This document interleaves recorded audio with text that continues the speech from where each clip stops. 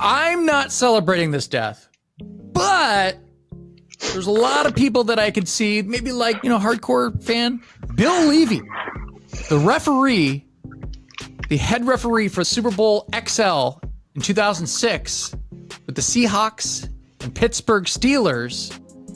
He died. He was age 76. It's kind of a Bill Buckner thing. Like, I don't want people to go to the grave with their fucking legacy being a fuck up. Like, Bill Buckner had a great career. I'm sure Bill Leavy had a great career. And then to be remembered for one fuck up. Yeah, that's a bummer about fame and sort of.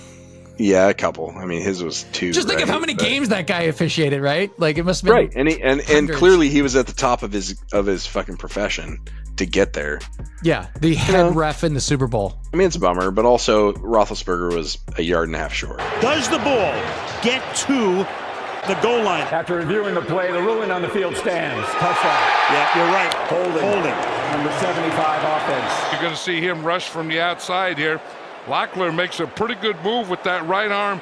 Ooh, I didn't see holding. Yeah, there may have been holding, but it wasn't in that picture. Personal foul. Block below the waist. Number 8. We think it's a bad call. If Hasselbeck is making a tackle, he can go low.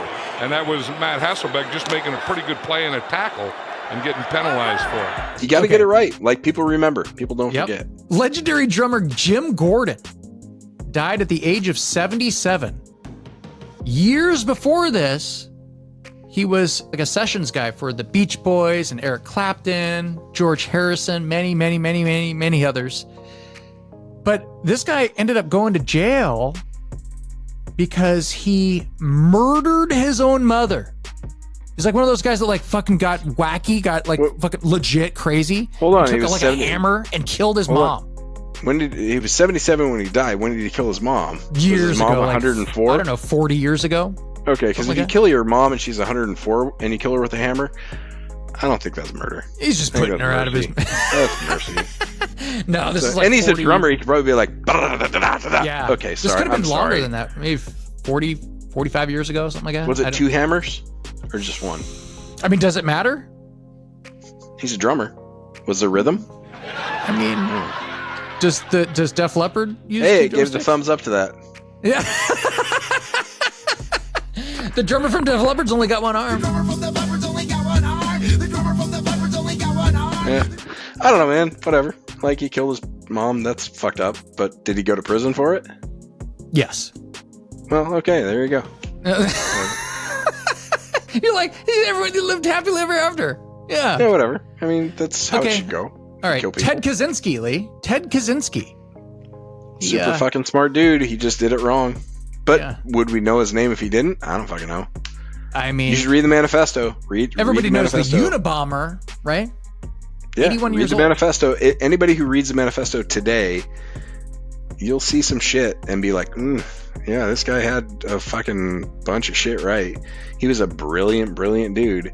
But you can't kill people. You can't kill innocent people. I'm sorry, you can't do that. That's not the route you take. It doesn't work. But he was nutty. He was super, and depending on whether you believe if he was part of MK Ultra experiments or not, maybe somebody did this to him. Maybe it wasn't his fault. Who gives a shit? You can't blow people up.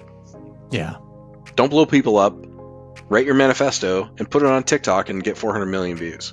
TikTok didn't exist back in 1990. Well, and actually, Ted Kaczynski would have been the last person to join TikTok. So, right? He's like living in a shack in Idaho somewhere. Where is he? Where is he? Idaho? Montana. Yeah, Montana. But okay. Read the manifesto. Honestly, like the manifesto is fucking incredible. It really is. It's super brilliant. It is got a whole bunch of themes that like we look at today and go, all right, you probably got that right. But also, you can't fucking blow up people randomly. He can't do that. He almost blew a fucking airliner out of the air. He can't do that. Jesus. So, yeah. Not a hero. He's a fucking villain. I'm glad he died. You don't do that. You don't blow people up. But also brilliant. Yeah. Bobby Knight, the legendary basketball coach of Indiana. He's number 6 on the all-time winning list of coaches in college basketball history. Best known for throwing chairs across I like that. You say top 5 all-time college basketball wins. Best known for. I mean, what's the highlight? What's the highlight there? But that tells you all you need to know is like, I don't know, when Lou Piniella goes into the Hall of Fame, if they let him in finally, what highlights is he going to show? They're going to show him throwing second base into right field. Like yelling in people's faces, yeah. kicking dust on people. Yeah, because it's entertainment that people want. It's not about substance. It's not about Pete Rose, not about substance. Should be in the Hall of Fame, not about substance. It's about what people remember. You know, that is an absolute crock of you know, you people in the news media, all of you dwell on some negative piece of like that. So all you media people can go yourselves when it comes to something like that. Robert Blake. Good old Robert Blake. You remember him, right, Lee? He wasn't already dead? Well, he was 89 years old, so... Didn't he murder his wife or something? He was charged with the murder of Bonnie Lee Bakley in 2002, and he always looked like he wanted to kill, like, the reporters that were asking him questions and shit, and I was like, Jesus Christ, dude. Tell me where I'm lying. Because if you don't know I'm telling you the truth, then you must have a little scratch in the back of your head about where I'm lying. Tell me where I'm lying. I'm not saying you're lying. But you're saying you don't know if I'm telling the truth. What the hell is the difference? I'm saying I've met you for, what, 20 minutes? I don't care about that. You put me on the stand, I'm telling the I won't truth, put and you you on the say stand. you're scratching the head. Why are you being so defensive? Because you just insulted me. I didn't insult you. Yes, you did. Nobody tells me I'm a liar. I didn't call you a liar. You said I might not be telling the truth. What the hell is the difference? Anyway, he's dead. And then Yeah, he's dead. Fine. the Christian conservative televangelist who blamed 9/11 on gay people, Pat Robertson. He died at the age of 93. What is this mac and cheese? Is that a black thing? It is a black thing, Pat. You might get AIDS in Kenya. If people have AIDS, you got to be careful. I mean, the towels can have AIDS. And the Bible says, if any man will not work, let him not eat.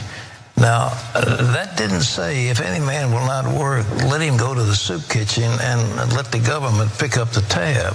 Something happened a long time ago in Haiti. They got together and swore a pact to the devil. They said, we will serve you if you'll get us free from the French. I'm talking about the cheating. He cheated on you. Well, he's a man. Okay. There are a bunch of people who are just bums. And if these people are out drugging themselves, let them starve to death. Horrible dude. Yeah, He's a fuck dick. televangelists. They're people who take advantage of that particular thing, like the need for people to feel like they have a reason to live.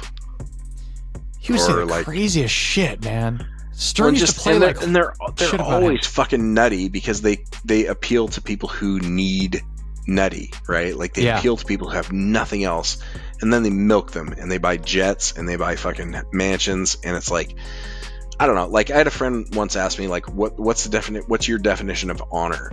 And I always said, a person who wouldn't take advantage of another person if they knew that they were vulnerable. Televangelists make a fucking fortune doing exactly that. It's their bread and Like butter, man. in the worst possible Yeah. way. Like politicians do it too, but like televangelists are the fucking base level horse shit. Oh, you're gonna go to hell. Like this is your salvation. This is your family's salvation. This is everything that's most important. Now send us money so I can fly my jet and fuck my prostitutes. Yeah, fuck those guys. Yeah. Fuck Pat Robertson, but also the world is unfair. He lived in 93 and had a fucking brilliant life. For him. Exactly. Jesus. Okay, and then Henry Kissinger. Anthony Bourdain was a huge fan of him. Would it displease you if I walked over and punched Henry Kissinger in the face? You hate Henry. I hate him. Yeah.